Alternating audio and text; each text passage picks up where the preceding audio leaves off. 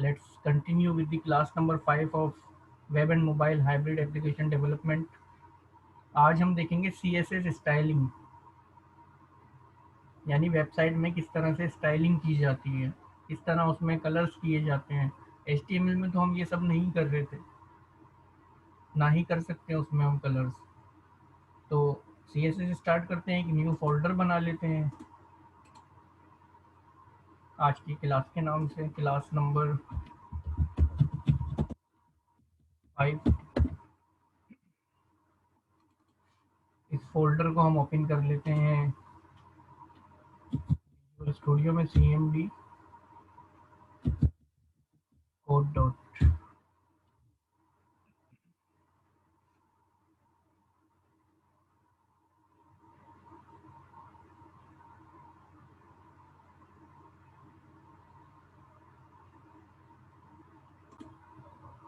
ये हमारा folder open हो गया है विजुअल स्टूडियो में। इसमें एक फाइल बना लेते हैं न्यू।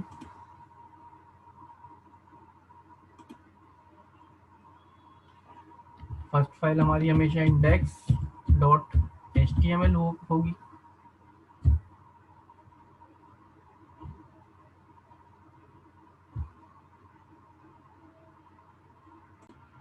ये हमारी फाइल क्रिएट हो गई। इसमें हम जनरल सिंटैक्स लिख लेंगे अपना जनरल सिंटैक्स।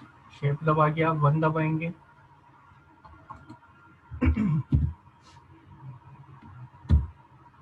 ये आपका एक जनरल सिंटैक्स आ गया। टाइटल में आप अपनी वेबसाइट का नाम रखते हैं ऑब्वियसली, तो हम लिख लेते हैं क्लास 5। जो भी वर्किंग करते हैं बॉडी में करते हैं, तो मैं एक हेडिंग बना लेता हूँ H1 और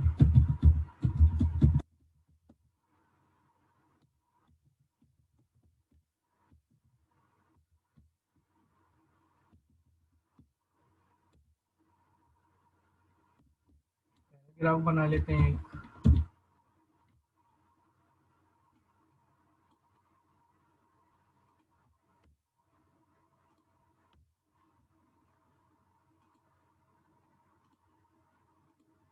ये हमारा पैराग्राफ आ गया। अच्छा, CSS क्या होता है? CSS एक अलग स्टाइल शीट होती है हमारी। जैसे ये इंडेक्स की शीट है, इसी तरह CSS एक अलग शीट होती है हमारी। उसके लिए हमें अलग बनानी पड़ती है। तो एक न्यू फाइल में बना रहा हूँ यहाँ पे, स्टाइल डॉट CSS। फाइल का नाम कुछ भी रख सकते हैं, डॉट के बाद CSS की एक्सटेंशन होना ज़रूरी है। एंटर किया मैंने, तो ये एक CSS की फाइल बन गई। अब इसमें स्टाइलिंग हम कैसे करते हैं, पहले तो हम अपने इंडेक्स डॉट HTML को चला के देख लेते हैं। Right click, open with live server. ये हमने फाइल बनाई है। अब इसमें कोई स्टाइलिंग नहीं है। स्टाइलिंग हम यहाँ करेंगे स्टाइल डॉट CSS में। स्टाइलिंग करने के बाद हम इसको यहाँ लिंक करवाएंगे। ठीक है, पहले स्टाइल कर लेते हैं कुछ। अब देखो स्टाइलिंग का तरीका क्या है CSS में। ये H1 की हेडिंग आ गई। इस हेडिंग की कोई ना कोई क्लास या आईडी होनी चाहिए जिससे हम वहाँ पिक कर सकें। चलो हम हेडिंग की बात छोड़ देते हैं। हम चाहते हैं जो हमारा पूरा पेज है, जो बॉडी है, इसका कोई कलर हो। वाइट पेज हम नहीं चाहते। मैं गया स्टाइल डॉट CSS पे, मैंने लिखा बॉडी, यानी टारगेट मैंने किया बॉडी को। करली ब्रैकेट, और यहाँ जैसे ही मैं लिखता जा रहा हूँ आगे इम्प्लीमेंट खुद हो रहा है। आप भी देखेंगे तो इसी तरह इम्प्लीमेंट खुद होता जाएगा आपके पास। बैकग्राउंड कलर, अब ये कह रहा है कि कौन सा बैकग्राउंड कलर आप रखेंगे। यहाँ से मैंने चूज कर लिया कि ये कलर मैं रखना चाहता हूँ। देखते हैं वहाँ इम्प्लीमेंट हुआ या नहीं।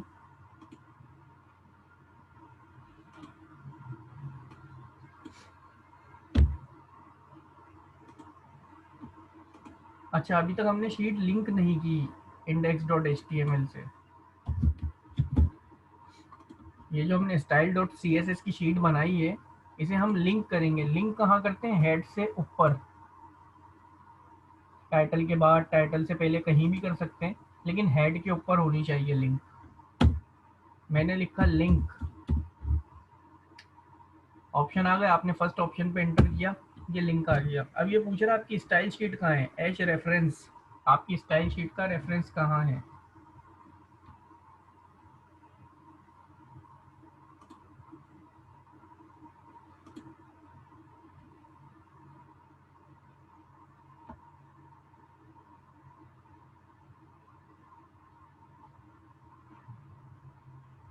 सही है, क्या मेरी आवाज़ क्लियर है?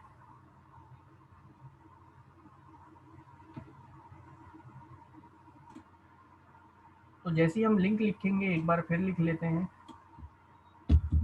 लिंक एंटर किया, ये पूछेगा रेफरेंस कि आपकी वो फाइल कहाँ है जिससे आप इसको लिंक करना चाह रहे हैं। मैंने लिखा स्टाइल, तो बाकी का खुद आ गया, लेकिन मैं पूरा लिख देता हूँ, style dot C S S. ये मैंने सेलेक्ट कर ली file, style dot C S S.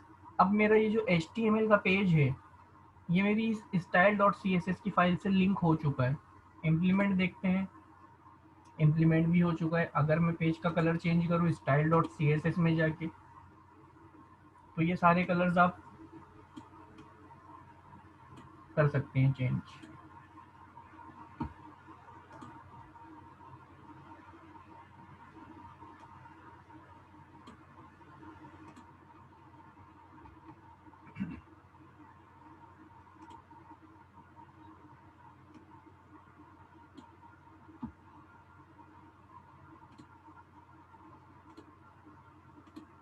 गौर से ये क्लास देखनी है और लेनी है, क्योंकि आज असाइनमेंट मिलने वाला है। अगली क्लास जब भी होगी जब असाइनमेंट कंप्लीट होगा।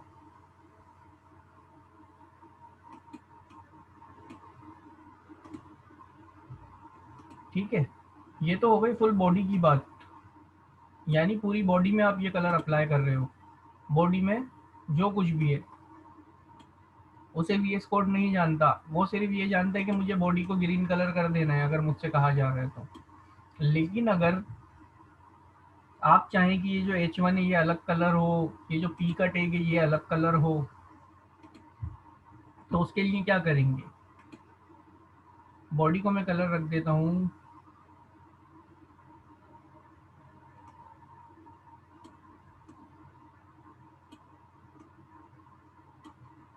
चलो ये कलर हमने रख लिया बॉडी का। अब जब मुझे H1 को यानी अपनी हेडिंग को कोई कलर देना है, तो पहले इस हेडिंग को अलग से बताना पड़ेगा। क्लास दे दी मैंने, इसकी क्लास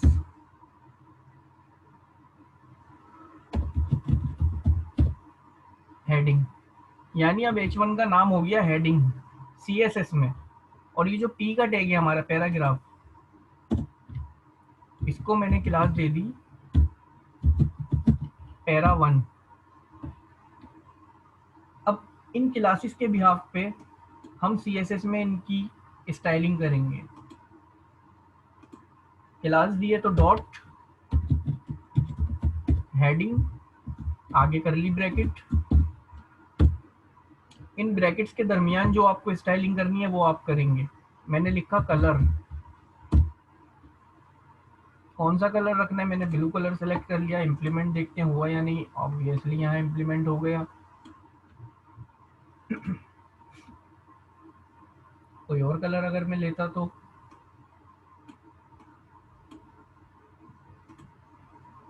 इम्प्लीमेंट हो गया, ठीक है। इसी तरह अगर पैराग्राफ को मुझे कलर चेंज करना है या कोई भी उसमें मजीद क्लास अप्लाई करनी है, कोई स्टाइलिंग अप्लाई करनी है, तो कहाँ से टारगेट करेंगे इसे, इसके नाम से, क्लास से, इसकी पैरा1 डॉट पैरा1 करली ब्रैकेट। ठीक है, मैं इसका फॉन्ट फैमिली चेंज कर रहा हूँ। फॉन्ट फैमिली समझते हैं, फॉन्ट मतलब, मैंने इसकी फॉन्ट फैमिली रख दी, चलो ये वाली ले लेता हूँ मैं, इम्पैक्ट। हो गया चेंज, वो सब अलग है, ये अलग है। कोई और फॉन्ट फैमिली रख लेते हैं।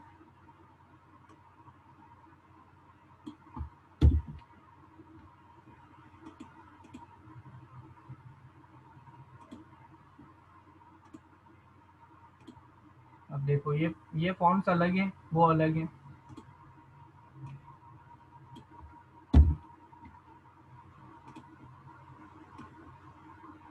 तो ये सारी फॉन्ट फैमिलीज आप यूज़ कर सकते हैं। इसके अलावा जो गूगल पे होती हैं वो भी यूज़ कर सकते हैं ऑब्वियसली।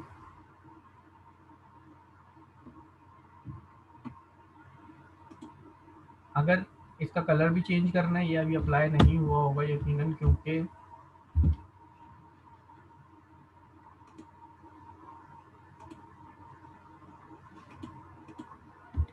पैरा वन का कलर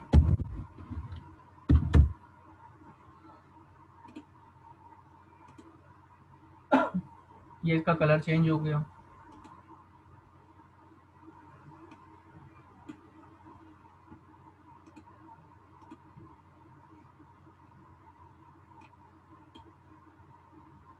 ब्लैक कलर तो था ऑलरेडी।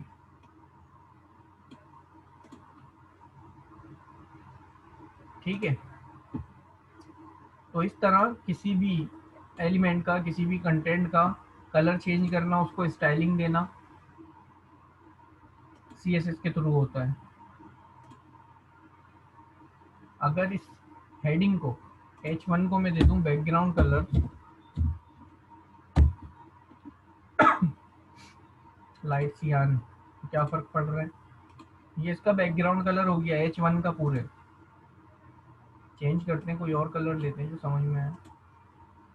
तो ये इसका H1 का है। अगर पूरे पेज पे यही कलर चाहिए हो हमें तो कैसे करेंगे, वो हम पहले कर चुके हैं यहाँ पे बॉडी में।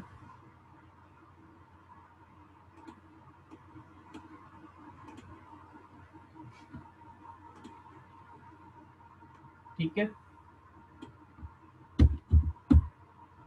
अच्छा एक तरीका तो ये हो गया, index.html में CSS लगा दी, लिंक कर दी शीट। दूसरा तरीका देखते हैं। सबसे स्टैंडर्ड तरीका ये है जो इस वक्त मैंने आपको बताया, अपने CSS को HTML से लिंक करने का। तरीके और भी हैं, इनलाइन भी आप लिख सकते हैं CSS, इंटरनल CS भी लिख सकते हैं, जैसे कि मैं यहाँ लिख देता हूँ स्टाइल, हेड से पहले ही होगा ये काम सारा, और यहाँ अप्लाई कर देता हूँ CSS।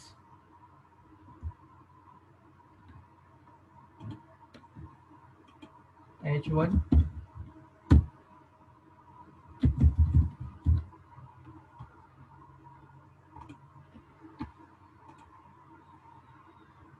तो अप्लाई तो ऐसे भी होगी ये लैंग्वेज।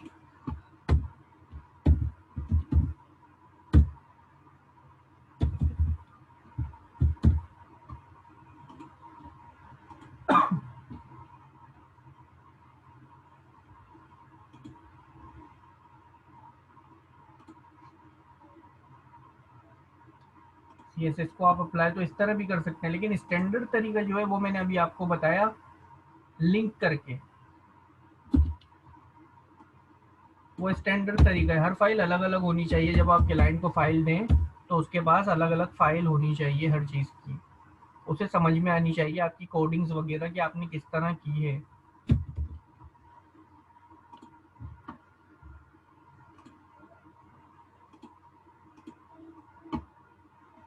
ठीक है, तो आप कुछ बुक की तरफ आते हैं कि बुक क्या कह रही है इस हवाले से।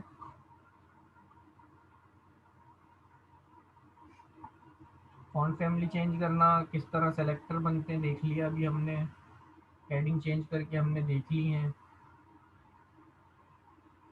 लिंक अभी मैंने आपको बताया कि फाइल का लिंक कैसे बनता है, एच रेफरेंस क्या होता है।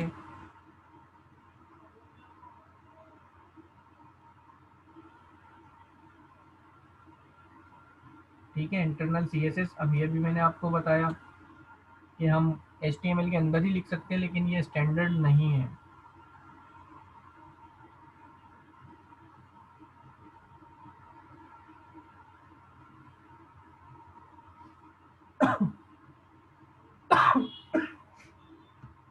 इसमें कुछ सेलेक्टर्स की बात कर लेते हैं, यूनिवर्सल सेलेक्टर्स। सबसे पहले इसमें यूनिवर्सल सेलेक्टर आ रहा है ना, यानी अगर हम स्टैटिक लगाएं तो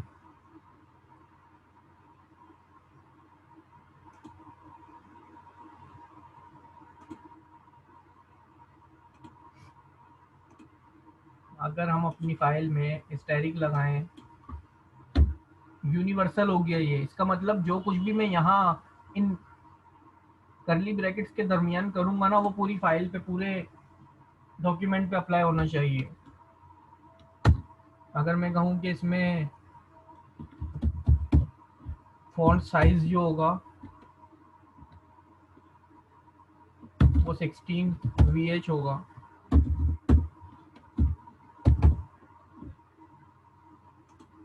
तो देखो ये टोटल अप्लाई हो रहा है। ये नहीं देखता अभी कि इसमें से हेडिंग कौन सी है या पैराग्राफ कौन सा है, इसने सबको एक ही साइज दे दिया जो हमने डिफाइन किया है, क्योंकि हम यूनिवर्सली कर रहे हैं ना ये सब कुछ।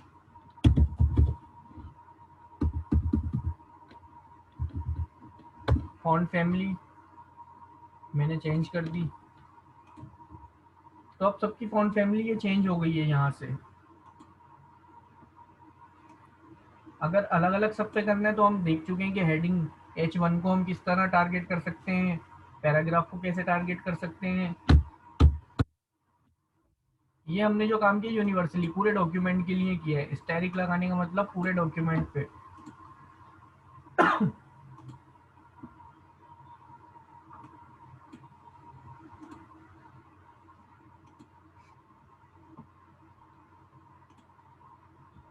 Type selector H1 H2 H3 यानी मुख्तलिफ एलिमेंट्स पे अगर हम एक जैसी स्टाइलिंग करना चाहें तो वो भी देख लेते हैं कैसे होगी।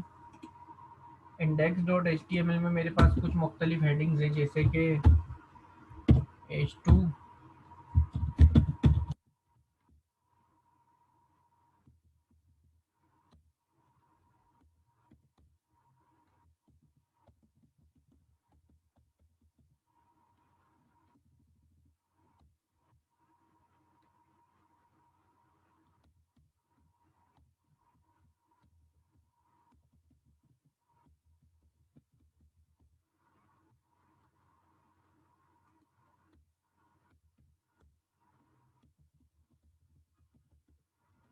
ये हमारी कुछ हेडिंग्स हैं। अब इनको क्लास देना भी तो ज़रूरी है ना। अगर हम CSS में इनमें कुछ स्टाइलिंग करना चाह रहे हैं तो इनकी क्लास कुछ ना कुछ होनी चाहिए, लाजमी है।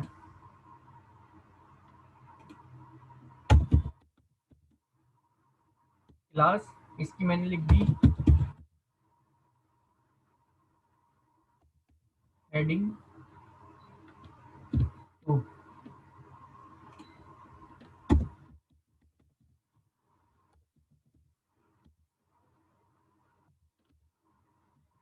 H3 की क्लास मैंने हेडिंग रखी और H1 की ऑलरेडी हेडिंग थी, तो देखते हैं एक ही जैसी क्लास होने से फ़र्क क्या पड़ेगा।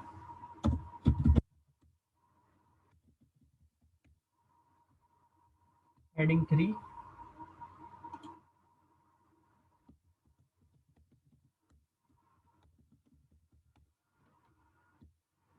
हेडिंग 4।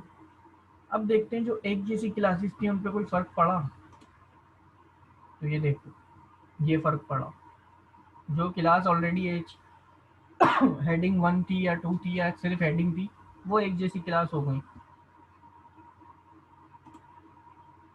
अब मैं यहाँ टारगेट करता हूँ अलग अलग क्लासेस कौन सी हैं हमारे पास। हेडिंग 3, हेडिंग 2,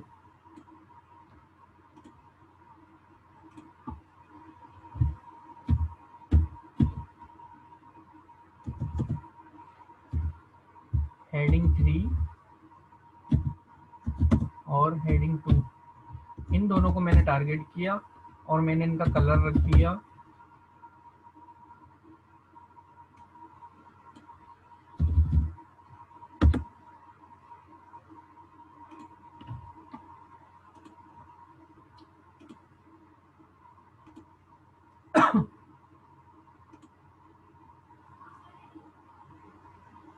अच्छा मैंने H2 लिख दिया था। Heading 2, heading 3। हेडिंग 2 चेंज हो गई।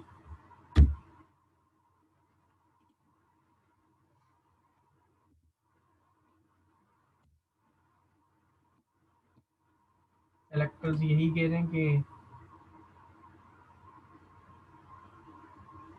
आप इस तरह से इन्हें सेपरेट कर दें, H1 H2 H3।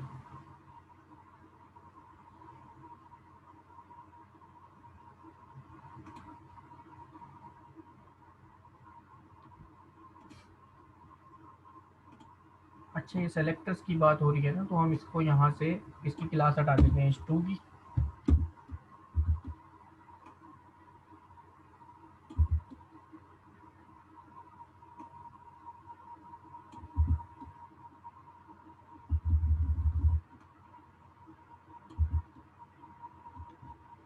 ठीक है, इनकी क्लासेस हमने हटा दी।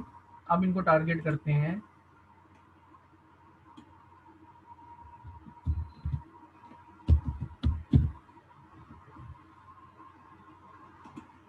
H1 को तो हम ऑलरेडी क्लास में ले चुके हैं ना, तो इसको हेडिंग 3 और हेडिंग 2 को टारगेट करके देखते हैं। हेडिंग 2 टारगेट हो चुकी है,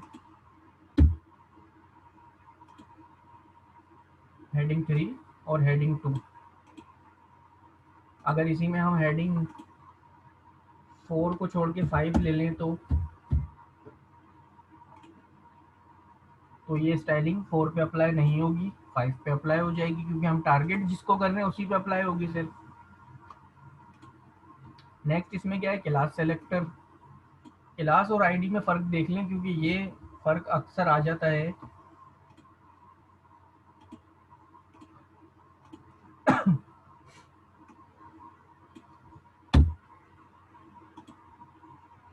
यहाँ मैंने हेडिंग 2 को दी क्लास।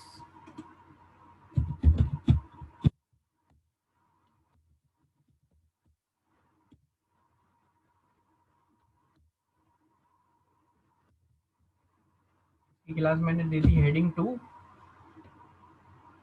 लेकिन नीचे हेडिंग 3 को मैंने क्लास नहीं दी, आईडी दे दी, और आईडी इसकी मैंने दे दी हेडिंग 3। अब हम इसको वहाँ कैप्चर करने की कोशिश करते हैं। हेडिंग 2 को तो हम सिंपली डॉट लगा के हेडिंग 2 करली ब्रेसेस, कलर इसका हमने ले लिया, जो हमें कलर रखना है वो हमने कलर सेलेक्ट कर लिया। चेंजिंग हुई या नहीं, बिल्कुल हो गई।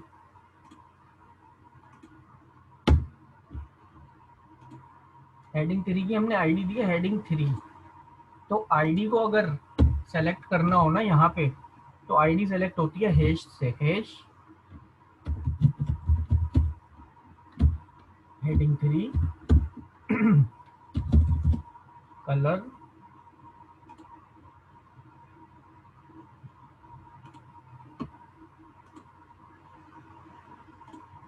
ठीक है। अगर हम यहाँ डॉट लगाते तो ये अप्लाई नहीं होती स्टाइलिंग, अप्लाई नहीं होगी स्टाइलिंग, क्योंकि वहाँ हमने क्लास नहीं दी, वहाँ हमने आईडी दी है। आईडी को सेलेक्ट करने के लिए हैश, और क्लास को टारगेट करने के लिए डॉट। ये फर्क जरा याद रखिएगा।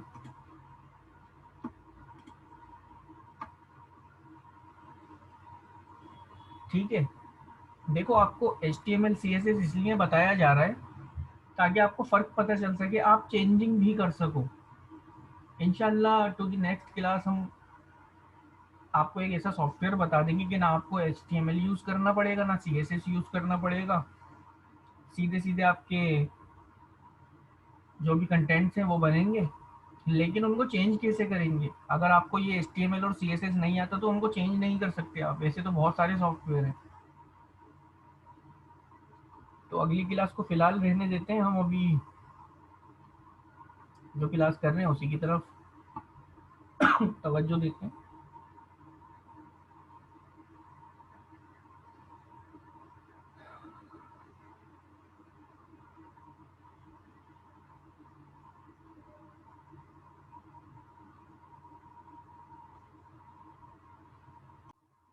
ठीक है, फॉन्ट साइज देख लेते हैं। पैराग्राफ 1 का फॉन्ट साइज, फॉन्ट मैंने फॉन्ट लिखा, नीचे आ गया साइज, अभी जो हेडिंग का साइज हमें नजर आ रहा है ये 16 VH है या 100% है।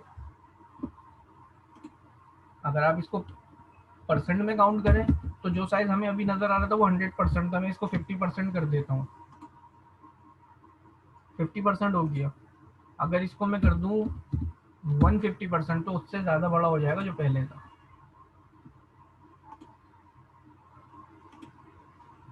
अभी मैं इसको कर देता हूँ 16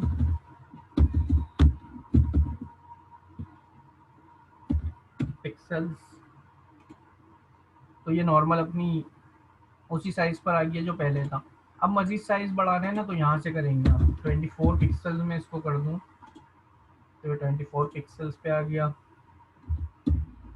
48 पिक्सल्स।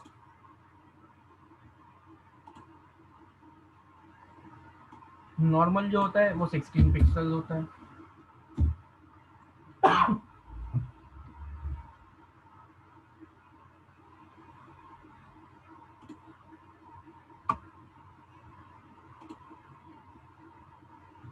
ठीक है, फॉन्ट साइज हम कर चुके हैं, आगे चलते हैं।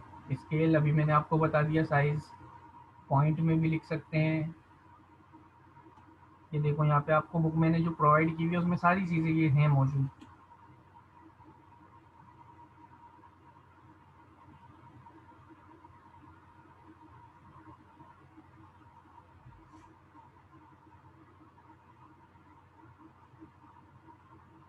फॉन्ट वेट जैसे हमारा बोल्ड होता है उसका नाम बोल्ड कर सकते हैं, फॉन्ट का वेट बढ़ जाएगा। बोल्ड इटैलिक अंडरलाइन हम क्योंकि HTML में कर सकते हैं इसलिए यहाँ हमें ज़रूरत नहीं है देखने की, लेकिन देखना चाहें तो बुक में मौजूद है।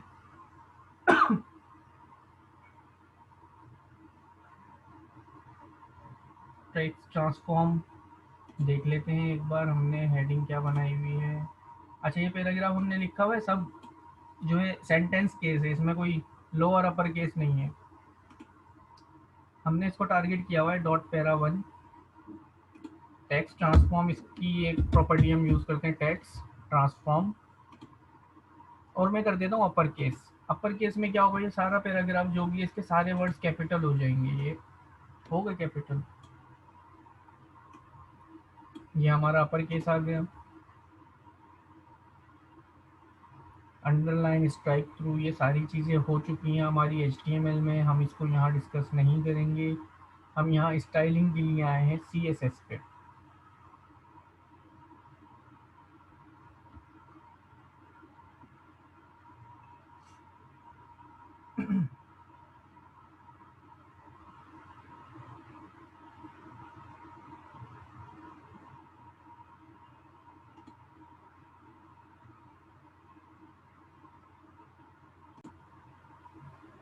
हम एक डिव बना लेते हैं।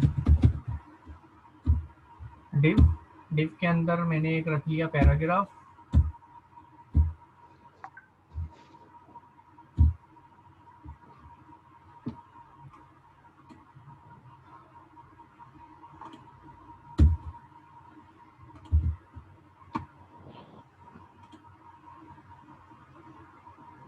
और एक मैं इसमें इमेज ले लेता हूँ, इमेज।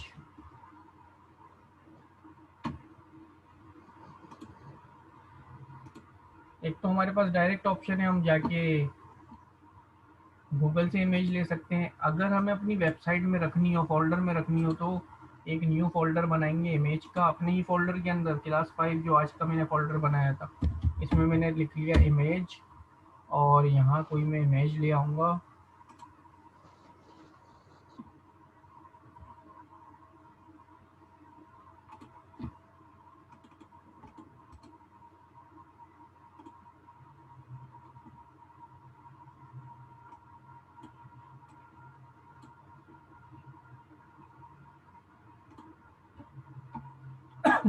तो ये इमेजेस का एक फोल्डर हमारे पास यहाँ विजुअल स्टूडियो में भी क्रिएट हो गया होगा। इमेज, ये आ गए हमारे पास इमेजेस।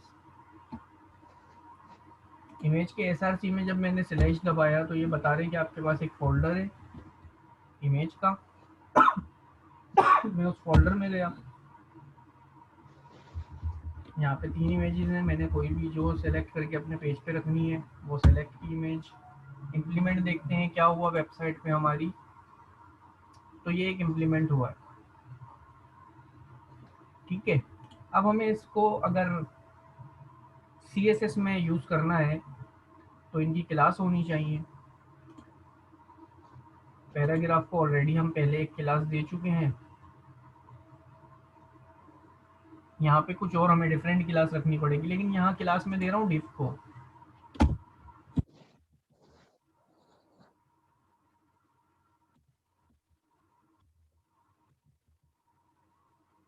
डिवाइडर के नाम से मैंने एक क्लास बना दी। इमेज को क्लास देना चाहूँ तो इमेज को क्लास दे देते हैं।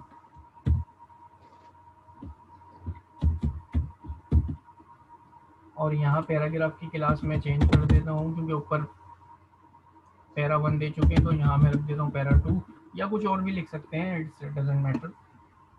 डिफ को अब हम टारगेट करते हैं। मैंने यहाँ से कहा डॉट डिवाइडर,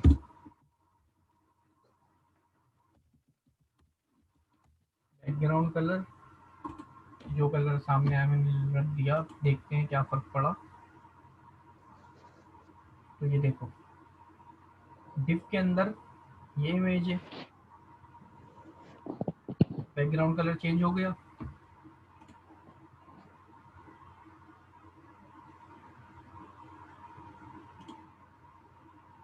और बुक हमें क्या बता रही है,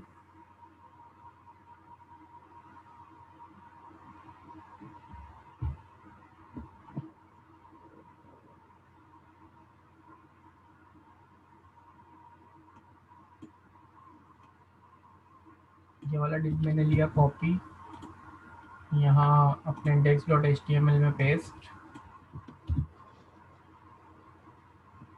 ठीक है। इसी तरह वही बुक वाली मैंने CSS ले ली, कॉपी, और यहाँ style.css में पेस्ट।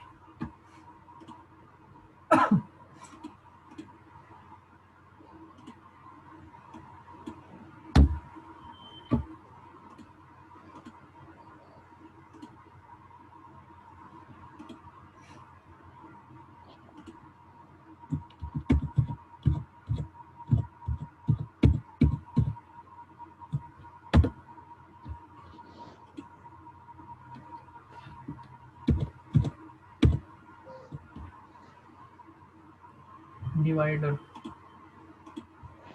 डॉट डिवाइडर, और इसको मैंने रख लिया बैकग्राउंड कलर ऑरेंज। चेंजेस देखते हैं, ये चेंजेस आ गए।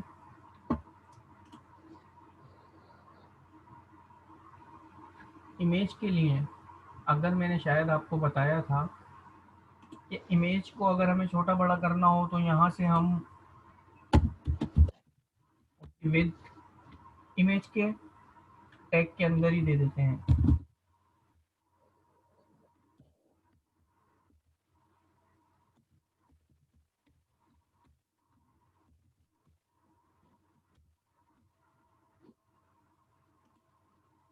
ये हमारी इमेज आ गई, ठीक है। अभी मैं इसकी CSS हटा देता हूँ।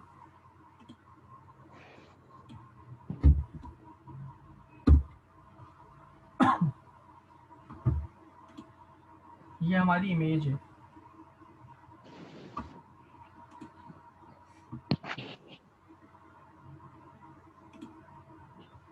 और ये इमेज कहाँ है, एक डिवाइडर के अंदर। जिस डिफ की क्लास है डिवाइडर।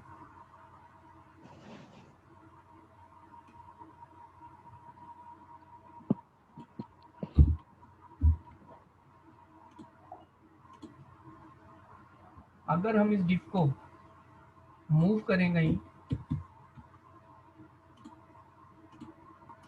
अगर मैं इस डिफ को कहीं मूव करता हूँ,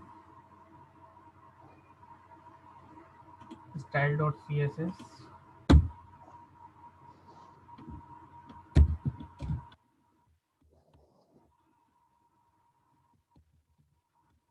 पोजीशन मुझे इसकी रखनी पड़ेगी रिलेटिव, और फिर टॉप,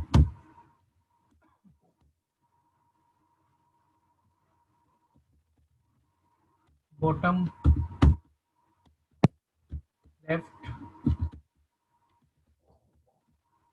राइट, ये सारे हमारे जो है टॉप बॉटम लेफ्ट राइट जहाँ ये इमेज मौजूद है, टॉप बॉटम लेफ्ट राइट कहाँ होनी चाहिए, ये सारे हमारे पास पोजीशंस आ जाएंगी ताकि हम इसको मूव कर सकें। अगर मैं बॉटम से या लेफ्ट से इसको मैं कहता हूँ लेफ्ट से ये 25% हो तो कोई फ़र्क पड़ा? बिल्कुल, पूरा हमारा जो डिवाइडर है वो आगे मूव कर गया। देखें, अगर हम इस हेडिंग को कर देते हैं वी आर, कहीं से इसको ब्रेक कर दें,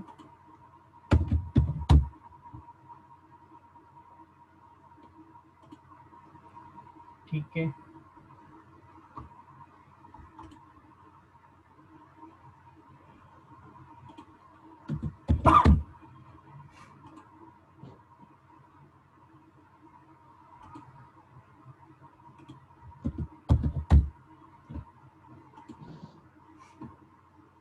तो ये हमारा पूरा एक डिव आगे मूव हो रहा है। हम इसको मज़ीद आगे मूव करते हैं, 25% से मैं इसको कर देता हूँ 50%,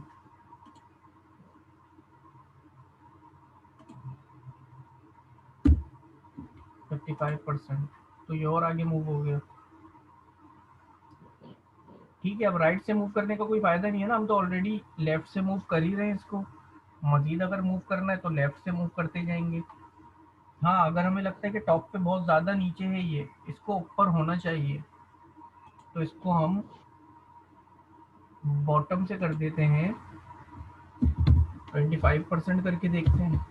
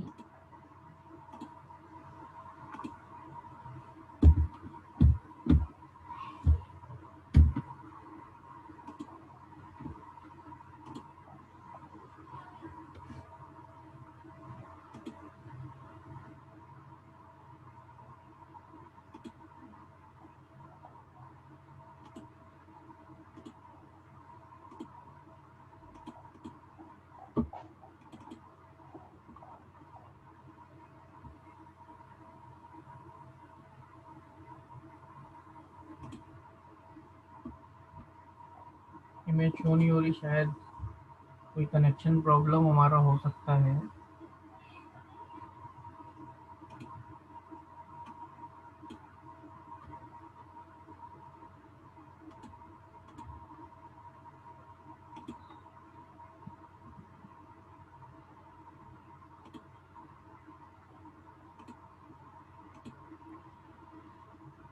स्टाइल शीट बिल्कुल ठीक है अपनी जगह पे।